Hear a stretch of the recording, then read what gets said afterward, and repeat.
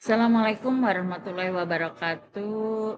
Nah, hari ini saya akan mempresentasikan tugas kelompok tentang analisis draft artikel komparatif asesmen di Indonesia dan Finlandia, tugas MPDR 5302 studi komparatif. Pendahuluan pentingnya asesmen dalam pendidikan dasar sebagai penentu kualitas pembelajaran.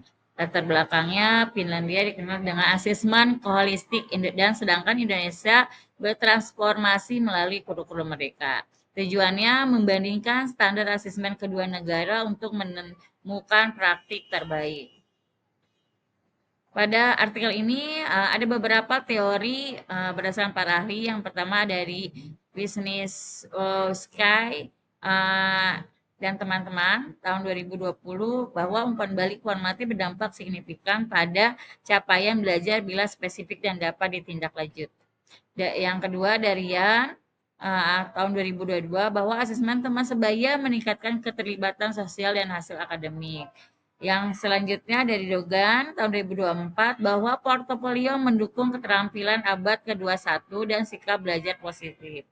Selanjutnya dari Palima 2021 bahwa otonomi guru di Finlandia didukung kepercayaan publik dan menghasilkan asesmen berisiko rendah. Serta dari Rahmadani tahun 2024 bahwa literasi asesmen guru di Indonesia masih perlu diperkuat agar asesmen formatif efektif. Selanjutnya, analisis perbandingan, tujuan dan filosofinya. Yang pertama, sama-sama menekankan asesmen untuk belajar dari Finlandia tanpa ujian nasional, fokus pada perkembangan holistik. Sedangkan di Indonesia, asesmen diagnostik, formatif, sumatif, dan dalam kurikulum merdeka. Selanjutnya, prinsipnya di Finlandia ini berbasis kepercayaan pada guru, di Indonesia berbasis regulasi dan literasi asesmen. Sedangkan strateginya bahwa di Finlandia itu ada ya portofolio, asesmen diri, teman sebaya, dan umpan balik deskriptif. Sedangkan di Indonesia mulai mengadopsi asesmen otentik namun masih dominan tes tertutup. Selanjutnya, peran guru di Finlandia otonomi penuh, butuh pendampingan agar konsisten. Kalau di Indonesia, guru sebagai desainer asesmen perlu penguatan kompetensi. Pelaporannya kalau di Finlandia deskriptif berbasis kriteria, sedangkan di Indonesia rapor, numerik, dan deskriptif capaian pembelajaran. Substansi artikel ini yang pertama metodenya studi literatur Prisma 2020, appraisal, regulasi sumber yaitu antara lain artikel kebijakan PISA. Hasilnya yaitu kedua negara sama-sama menekankan asesmen untuk mendukung belajar. Perbedaan utamanya di Finlandia lebih menekankan otonomi guru dan umpan balik personal. Di Indonesia masih berproses memperkuat literasi asesmen guru.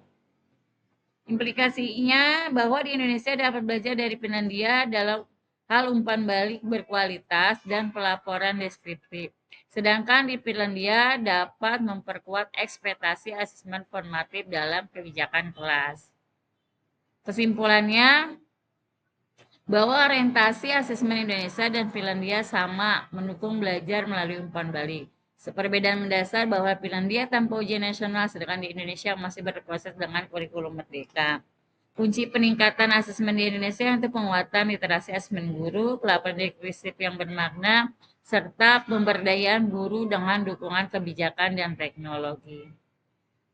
Referensi singkatnya ada beberapa dari Wisniewski, Yang, Dogan, Palima, Ramadhani, OECD, Finnish National Agency for Education, dan serta Kementerian Pendidikan Kebudayaan, Riset dan Teknologi, Paduan Pembelajaran dan Asesmen.